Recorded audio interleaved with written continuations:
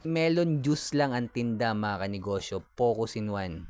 Bakit mas kumikita pa yan kaysa sa maraming tinda? Eto, kung nagsisimula ka pala magnegosyo, tapusin mo tong video ko, sigurado marami kang matututunan. Kung nagninegosyo ka naman na, malamang isa to sa dahilan kung bakit nalulugi yung negosyo mo. Ako nga pala si Jepoy, isang negosyante.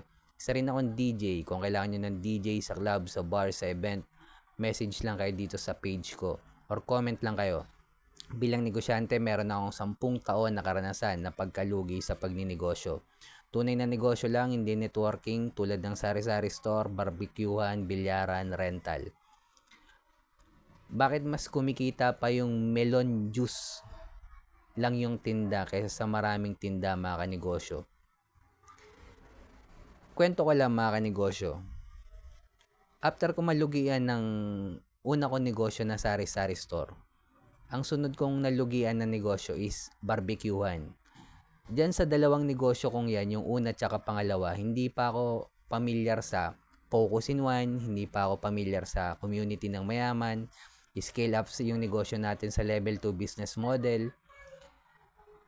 Isa sa mga dahilan kung bakit nalugi yung pangalawa ko tsaka yung una kong negosyo, sa barbecuehan kasi mga kanegosyo, may tinda ka dyan pork barbecue, may tinda ka dyan tenga, may tinda ka dyan isaw, may tinda kang bulaklak, may tinda pa akong hotdog, may tinda pa akong balunan. Wala pa rin focus in one yun mga kanegosyo. Minsan ng customer pahamak mga kanegosyo eh. Maghahanap yan ng, kunyari, pork barbecue lang yung tinda mo. Ba't wala kang tenga? Magtinda ka naman ng tenga. Eh, ikaw naman to si negosyante. Makikinig ka kay customer. Mga kanegosyo, pag nalugi ka, hindi naman pera ni customer yung mawawala. Pera mo. Or malulugi. Pera mo naman. Yes, makikinig tayo sa feedback ng customer. Pero hindi sa business advice ng customer. Pag sinabing focus in one lang mga kanegosyo, focus in one lang, panindigan nyo mga kanegosyo. Ang mahirap ngayon sa mga baguhan ng negosyante, nagsisimula pa lang, kapag nakakaranas na ng pagkalugi yan, kunyari lugi ang isang buwan, walang kita, nag-iisip na yung negosyante na yan mga kanegosyo kung anong idadagdag niyang produkto. Kapag kumikita naman ng negosyante, isa naman sa mga sumpa is nagdadagdag naman yung kumikitang negosyante ng panibagong negosyo. Pag nagdagdag ng panibagong negosyo, automatic yung negosyong kumikita malulugi kasi ma-out of focus yung may-ari ng negosyo. Kaya mga kanegosyo, mula simula focus lang.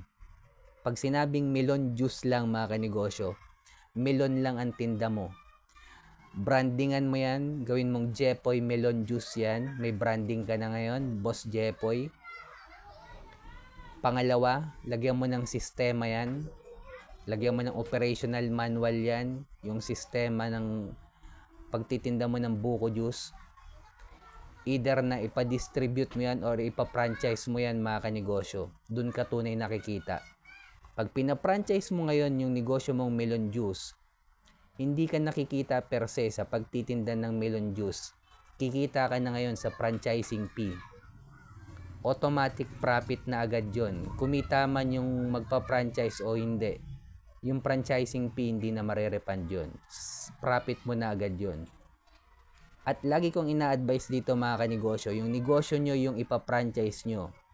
Huwag kayo yung magpa-franchise. Hindi ko ina-advise na kayo yung mag-franchise kasi kayang-kaya nyo namang gawin yan mga kanegosyo. Yung negosyo nyo, ipa-franchise nyo mga kanegosyo. Kaya kung nagsisimula ka pala magnegosyo, focus in one, hanapin yung community ng mayaman, scale up yung negosyo natin, panghuli kailangan na natin gumawa ng original content. Dahil kasama na sa labanan ngayon yan. At kasama na sa trabaho natin yan, bilang negosyante, kailangan na natin gumawa ng original content. Mapapansin nyo mga kanegosyo, karamihan ng kumikitang negosyo ngayon, puro gumagawa ng original content.